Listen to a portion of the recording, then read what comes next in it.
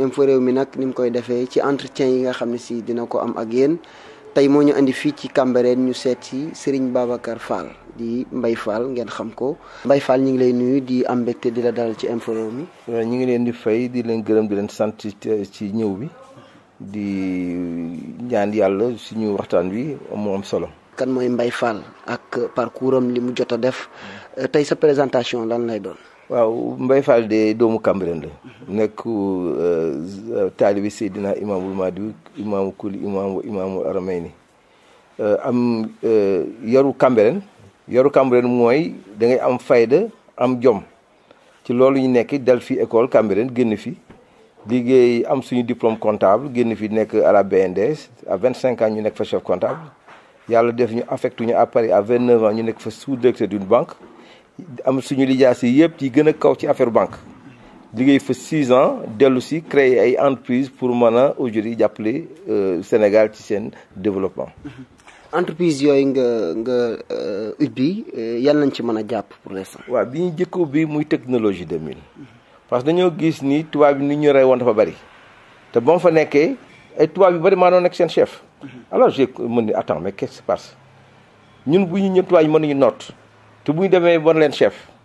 ba sax liggéey bu ñu doon def ñu xeeb ko ça veut dire que donc problème bi nekkul ci der bi problème bi mi ngi ci njàng mi ak engagement si laa ni kon lu ma doon di jariñ tubaab yi naa ko di jariñ sama réew. bon bi muy ñëwee fii nag aujourd'hui dugg ci ay archive bi ñu ma jógee archive ñu jox ma le Banque mondiale ak ministre de la justice fekk ne archive judiciaire pratiquement amatul woon. bi ñu joxee archives yi de 1996 ba 2006 lépp luy archive ñun ñoo ko créé archive nationale yooyu ngay wax ñu ne les archives judiciaires yi nekk Louga lépp këyit boo fa gisee man maa ko defar donc ci loolu ñu commencé woon waa loolu ñu kontaan ci fekk ci affaire justice la ministère de l'intérieur soxla aujourd'hui derrière modernisation de l'identité judiciaire ñu wax ñu ci ñu gis la plus grande application la meilleure aujourd'hui qui existe dans le monde muy application bi ngeen gis muy carte numérisée si njëlbéen nga application de gestion de l'identité judiciaire c'est une application judiciaire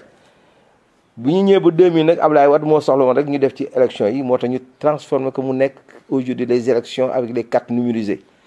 amuloon sax France amuloon fenn fii lañ ko commencé donc bu ñu nee carte numérisée élection avec des cartes numérisées foo ko dégg ci Sénégal pratiquement mën ne mi ngi juddoo ci technologie 2000 ci njëlbéen 1994 ñu yóbbu ko le directeur des affaires judiciaires Babacar Diop Isma Seck moo doon le commissaire central Mbeng aujourd'hui ki nekk l'adjoint de la DAF ak benn coursen ñu yóbbu leen ñu gis les meilleurs systèmes les plus performants en matière judiciaire muy en France et en Allemagne ba ñu fa dellu si ñëw ni lii de soxla nañ ko ñu dox ko ba def aujourd'hui mobilisation de financement bi foofu la carte numérisée yi juddoo donc foo dégg carte numérisée muy Sénégal muy Mali feneen ñu man mii Babacar Fall mii surtout taal bi Seydina Limamou moo ko fi dugal en Afrique. bi ñuy defee carte numérisée jaar nañ fa def la modernisation de gaynde bi tourné ñoo ko def ba en 2000 bu ñu ko déggee en 99 ñun tous les systèmes aujourd'hui informatiques au monde dañuy craqué. ñun benn entreprise au Sénégal ñoo ko mënoon def régler problème bi ñoo régler toute l'informatique de la DTI ministère des finances du ministère de l'intérieur de la DAF ak douane bu ñu fi jógee derrière xam nga loolu loo xam ne yow rek yaa fi man pratiquement ay milliards la chiffre d'affaires ñu am ko ci bu ñu fi jógee ñu ne ci lan la ñu war a liggéey fekk nañu am nañu ay xarit à la BNDES ñu ne est-ce que doona ñëw mën a dugg ci ay promotion immobilière ñu ne lu ñu xamul lu ñu ko jàng lu ñu ci dugg nañ ko jàng ñaari at bi ñu ko jàngee ñaari at fekk ni état du Sénégal moo amoon soxla ci Fass Mbao nag famille Ndiobène di Yëmbal ñoo ko moomoon parce que bi amee benn daay Fass fi ñoom bay gën dëkkoon ñu déguerpi leen ñu exproprier famille Ndiobène di Yëmbal ñoo amoon fa benn titre foncier bu ñuy wax 39-17 ñu toog lu yàgg ba 99 ñu doog leen jox remplacer leen benn suuf ba nga xamante ni dafa nekk 14 hectares 600 man bokk man promotion immobilière mais bu fekkee samay mbokk laayeen la ñu ñëw ni di bu ñu jaayee suuf si dinañ ci def ay seen jàkk ma ne kon naa ci dugg loolu daal moo mu ci dugal bi mu ci duggee nag comme que bëgguma leen yor bor man leen moitié bi 9 hectares yi laa jël mais ici au Sénégal dañ ni lépp loo mën a jënd si suuf te jaaroo notaire tooñ nga délit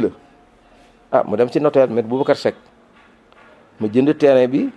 toog 3 ans au lieu de terrassement def terrassement bi tabax fa au lieu de 407 logements mooy logement yi nga gis gàddaay bu loon bëggee xam gars bi sax da ngeen xool Bercy 2005 si Youssou Ndour bu leen ko xoolee da ngeen gis publicité bi loolu mooy première partie bi deuxième partie bi ma toogee ñun ma ne il faut nga jënd la ca des mais jënd ca la des dañu war a jaar fa ñu jaaroon dem ca notaire te suuf si ki la koy jaay dafay fekk ni suuf famille la ñoom mandat te loi bi wax ni même booy jox ci mandat ci suuf il faut nga jaar ci notaire donc muy ñetti nit yi nga xamante ni ñoo amoon mandat ci maître Ibrahima Ndiaye ñetti nit ñoo ma jaayaat waaw ñii li ñu buñ ma contesté wul aujourd'hui lële kay wala ñu contesté li te bu njëkk bi amul woon benn problème. mais bu njëkk bi amul woon benn problème bii amul woon benn problème 2003 laa ko jënd terrassé terrain bi 5 ans toog terrassé kenn fekkuma fa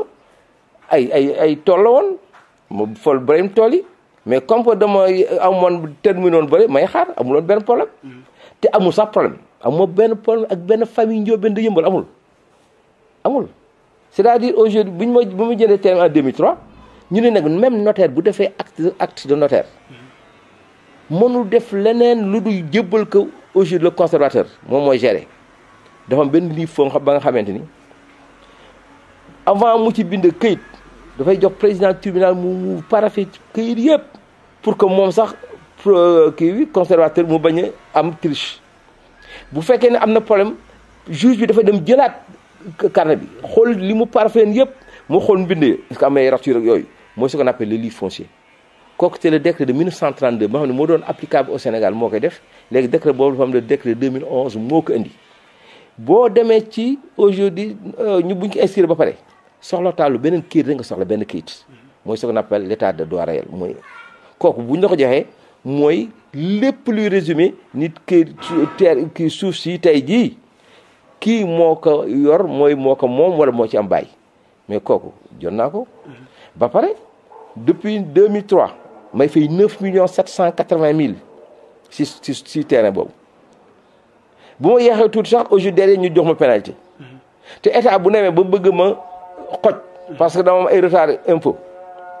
dafay def hypothèque forcée mooy terrain bi ñoo la ko joxoon naa dañ ci def hypothèque mën na toog ci def dara donc léegi fay naa 73 millions daaw aujourd'hui ci hypothèque forcée donc loolu mooy wane ni aujourd'hui mais boo fa paree nag état def ni bu même boo amee suuf mënoo fa def dara te amul autorisation de lotir autorisation de lotissement boo ko amul amoo droit samp fa benn brique te autorisation de lotir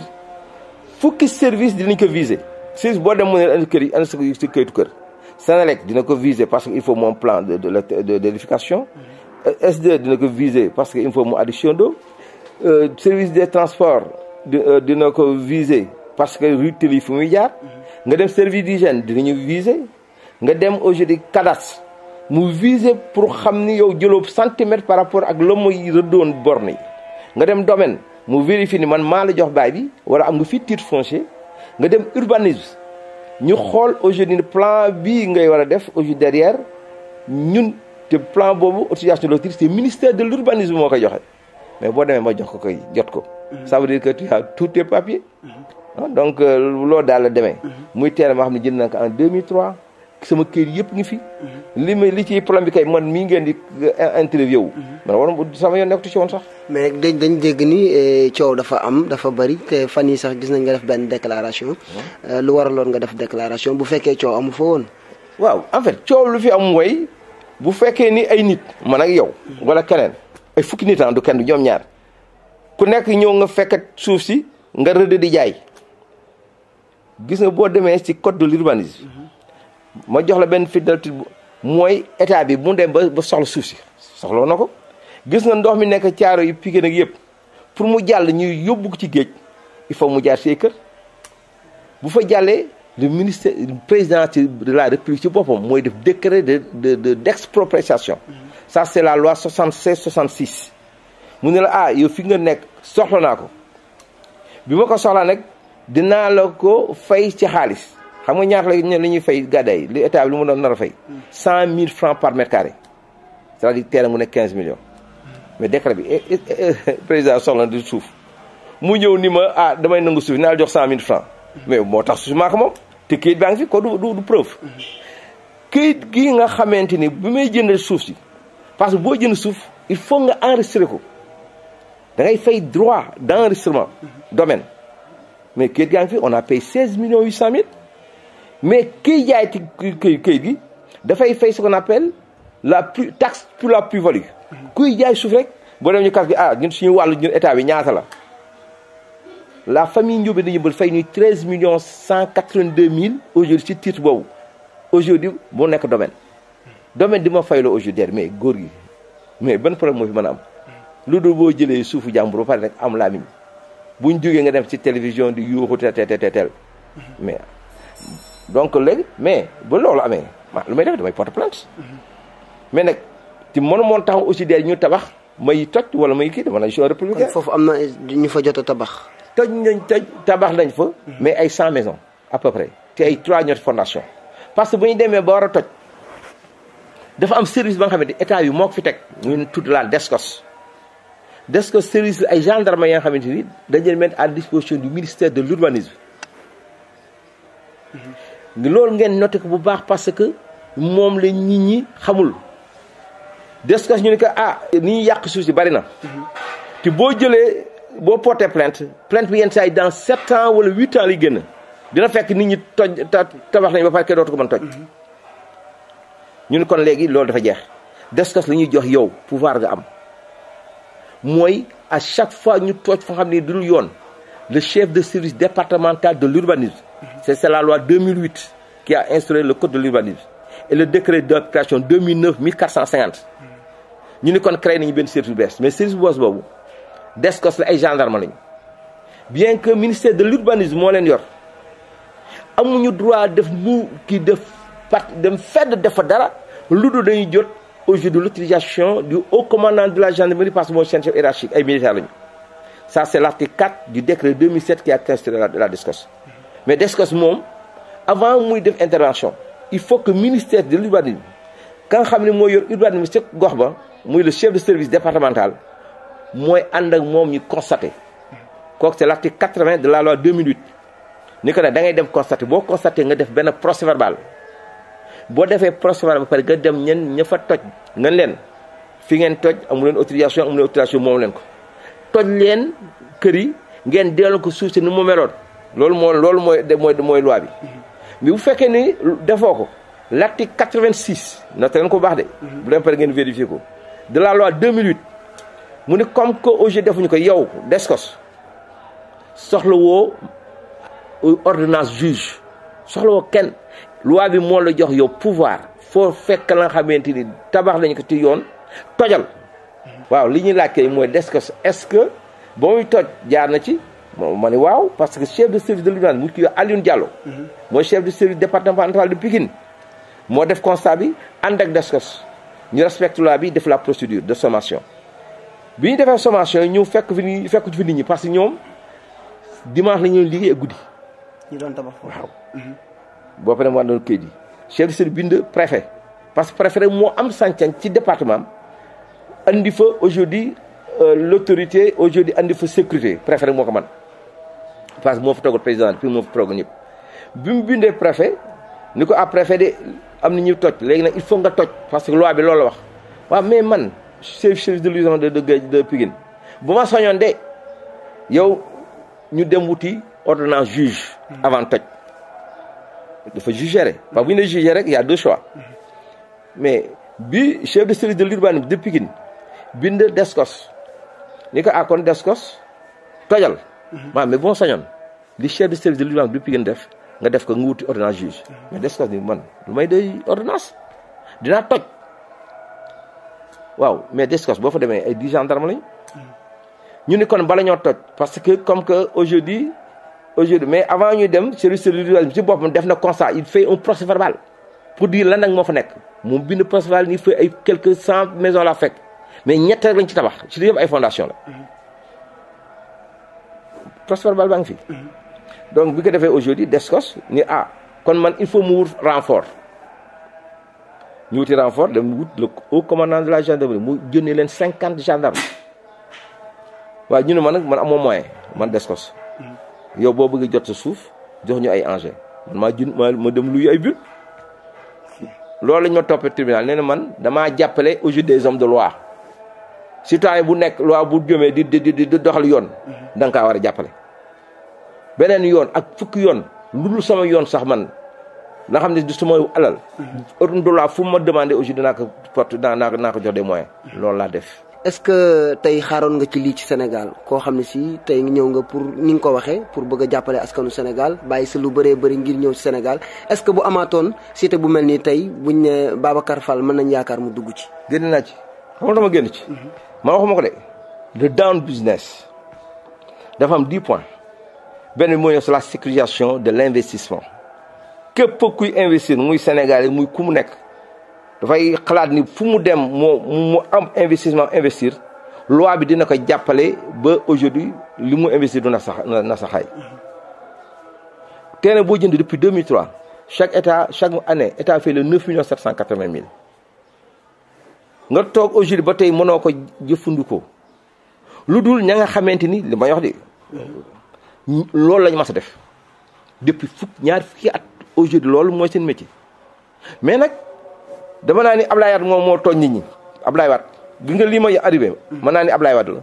wala lenn ci la gis nga booy ñëw gàddaay am na benn cité bu ñu tudd cité Ndiobène li may wax ngeen noté ko mën ko vérifier mu am benn coopérative de la caisse de sécurité sociale coopérative du ministère du plan ak coopérative du ministère de la justice mu ñetti coopérative ñoo am lu ëpp 12 hectares bala ngaa egsi juste gàddaay nga ñi may wax nii tey ji ñoo jaayoon suuf mais korog aussi am na préfet ba am solo ñu tudd Ibrahima Gueye moom Macky Sall ñoo fi nekkoon ba loolu amee def so amuloon de ñoom dañoo toj kër yi te ëppoon li ñu toj moo ëpp lii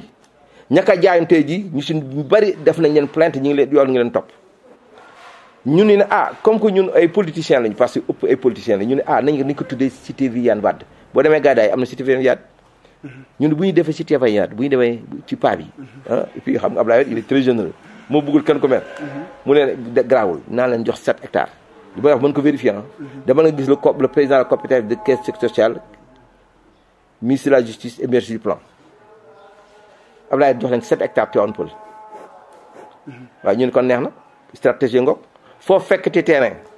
bu ñu koy jaay 1 million parce que 1 million 2 millions lañu jëndee terrain yi jël 15 millions bu ñu ko tajee aujourd'hui tout de suite nga yuuxu man gis nga gars yi ngi wax ni attaqué wuñu ma de du man la ñu attaqué xam nga tax duñu ma attaqué Pape Diop mi ko jaayoon ba ma porté plainte en juin 2002 mais pays de droit la procureur dafa jël dossier bi jox ko Descos def enquête ba defee askan ñu ni ñoo ko jaay ñu yóbbu leen comme section de Colobane ñu jàppaleen te ñeen 6 mois mais loi def ni bu ñeen tëddee 6 mois te kenn jugé gu leen dañ lay bàyyi ba ñeen bàyyi aujourd'hui le 25 juillet ñu condamné Pape Diop de 1 an ak Matar Diop ak Ibrahima Diop ñu war ma verser 800 millions waaw mais bu fekkee ni yow li ngay jaay dañ la condamné ni yow waroo ko jaay dañ lay tëj mais ki la nga jaay kay dañ ko war a delloo borom am déet mais loolu moo am léegi nag aujourd'hui moom dañ ko jàpp moog Issa Laye Diop ba ñeen jàpp la ñeen jàppale mais bi ñu ko jàppee aujourd'hui depuis le 25 juillet ñu bàyyi ko moo tax mu taxoon foofu gàddaay naan gars yi naan mi ngi nii de dañ ko bàyyi parce que aujourd'hui moo nekk si yoon mais déedéet dañoo nangu ay pièces am parce que mënuñu laa jàpp ci benn certificat de jugement bi moo génnagul tant que jugement bi génnewul président bi signé ko ak le greffier le parquet mënul def mandat de dépôt mais il a un mandat de dépôt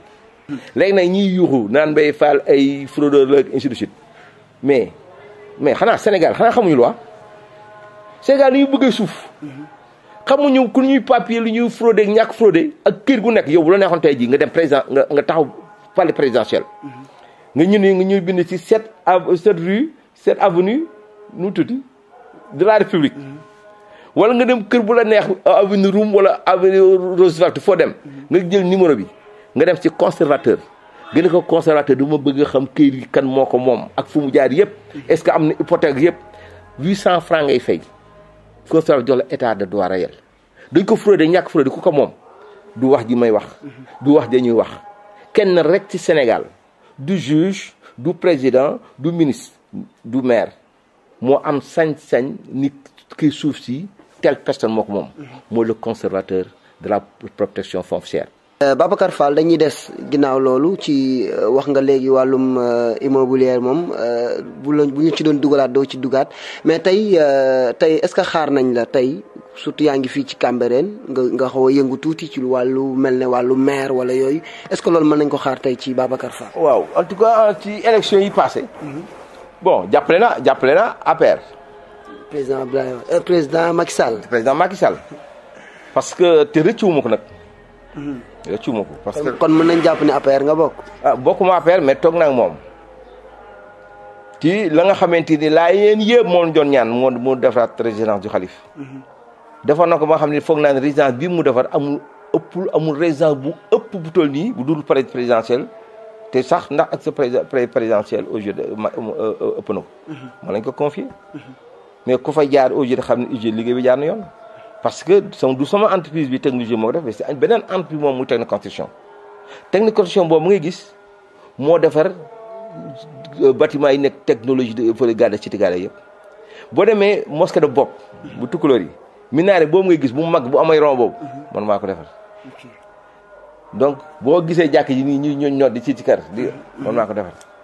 donc muy ñaari entreprise loolu moo man tax aujourd'hui ay xale ay doomu Cambérène yu bari nekk ci liggéey mu leen di wutal liggéey parce que dama ni man am naa 63 ans waroon naa mën a jël retraite mais comme que yàlla dimbali ma ci mën naa ne wutal liggéey moo tax ma ciy yëngu képp kuy tabaxati demal ci notaire Sénégal yi laay waxal képp ku ñuy jaayeeti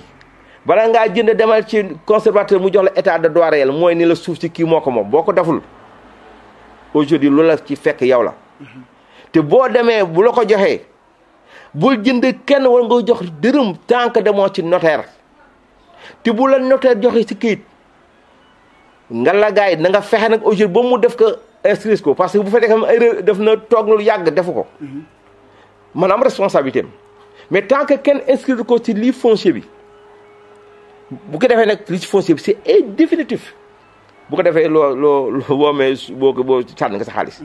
maa ngi wax ak immigré yi maa ngi wax ak ku montu doon man de fa laa jaar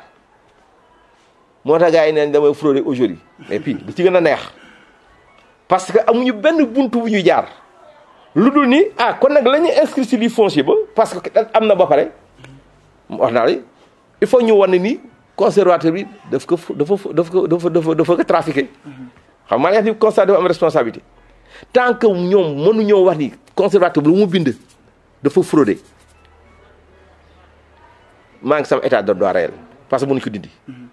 ñu porte ma plainte le conservateur au tribunal ni leen yéen topp leen fële Babacar Fall ak conservateur ñoo nekk ci yoon boobu moom la jugement bi waaw kon ki nga xamante ni dafa jaay ñu ne ko dañ lay tëj te nag maa frais 800 millions parce que da ngaa jaay suufu Babacar Fall donc au correctionnel nga dem au civil ni man maa war a jaay conservateur dafa fraudé ñu la toppal fële conservateur bu mu def ci yoon la ko def waaw mais kon nag loolu waaw Babacar Fall xam naa waxtaan wi am na solo mais ñi ngi jëm ci cëppaandalu jeexitale émission bi entretien bi nga xam si tey moom nañ def ak Babacar Fall dégg ngeen lim leeral nag ci ñi nga xam si ñooy jënd ay kër ak ñi nga xam si ñooy tabax ni mu ko leerale ci bala ngaa jënd kër jaaral ci ay charte yu leer maanaam ba ëllëg doo ci am benn problème Babacar fi ñuy mujjee rek mooy fi mu la waxoon léegi mu jëm ci wàllu Cambérène ak tey lan la ñuy xaar ci Mbaye Fall ëllëgëm wax nga ma fii léegi jàppale nga président Macky Sall ci élection yi passé mais ba léegi kenn musul dégg say activité ci dara tey ndax mën nañ xaar Babacar Fall li muy liggéey nii mu jàppale ci Cambérène mel na yóotu lu mel ne maire Cambérène wala. waaw c'est-à-dire man samay action yëpp nga Cambérène xam nañu ko. man doomu Cambérène laa bu ma teddee tey dama jaar ci école primaire Cambérène laa jógee comme samay naatoo ngi esti dinaa kan maire kii ancien ministre ñoom ñëpp. ba tey jii am kër sama kër gi mu nga toog fii 27 ans laa ko tabax ba yàlla dimbali ma donc dama Cambérène mënu ma leen fay éducation bi ñu def ci man ba nga gis gars yi ji may menacé nga ñëw fekk sama kër aujourd'hui maa ngi dox amu benn garde corps parce que dañ ma xamul man bu ñu xamoon ni man doomu Layeen laa que dëkk président Macky Sall xam na ma moom ministre yu bari xam nañu ndax li may liggéey ci dëkk bi loolu Cambérène moo tax ma mel noonu. mais tey mën nañ xaar dara nga nekk dara ci Cambérène. kon nag nekk maire taxul nga liggéey. moi je suis le secrétaire général de toutes les écoles de Cambérène depuis pratiquement 25 ans damay tabax ay classes. damay fay ay maîtres au mois de mars ba mois de mois pour ñu am ay résultats. ma ñoon kan nii ak libaas nii aujourd'hui ñoom ñu ngi doon ci école bi dañu doon liggéey ensemble. bu dee laay Cambérène aujourd'hui muy école Fulo yi dama leen di jàppale bu toutes les actions maa ngi ci man du tax man du man maa jóg dem ni damay wut def politique waa Cambérène ñoo ni ma yow de vraiment ak li ngay liggéey te kenn loolu fay daram war nga mën a ñëw suubu ci le champ politique mais def naa ni moo tax bi ñuy élection yi référendum bi excès ma ne Macky Sall di mën fay def un investissement de plus de 1,5 milliard ba pare confirme ko ñu toog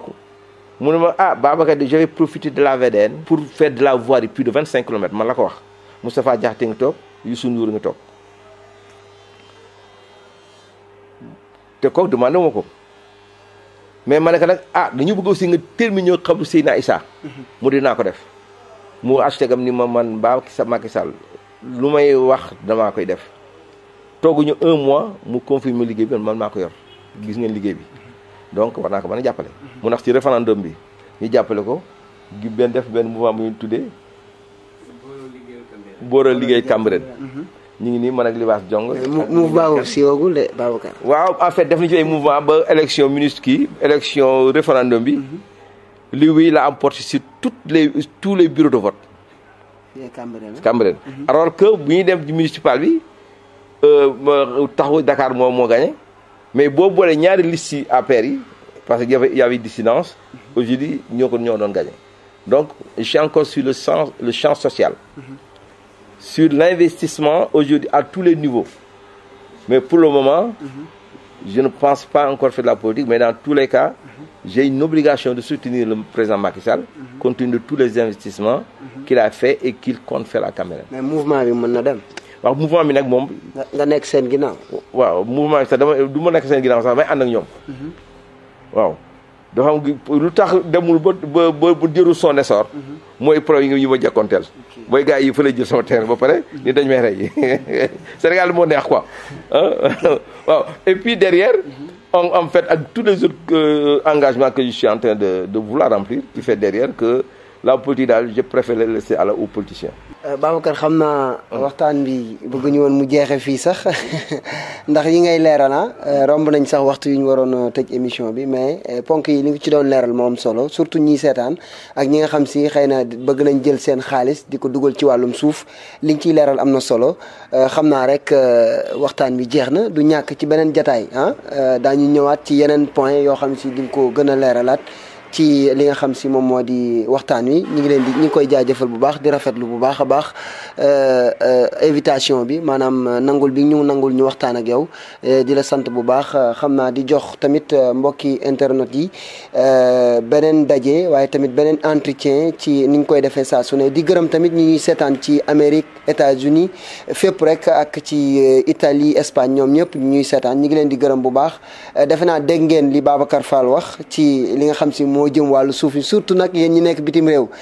xam ni seen xalaat seen lépp mooy jënd suuf dégg ngeen ni mu ko waxee ku ci nekk bala ngaa jënd suuf jaarale ko ci notaire na am ay kayit yu leer nga ci door cee dugg ndax nag dañuy wax ni Sénégal fi mu toll nii dafa toj jaa ngeen jëf mbokk yi ci ànd beeg info réew mi ñu joxaat leen dig daje incha allah ci beneen jataay waaye ci beneen waxtaan ak beneen gan jaa ngeen jëf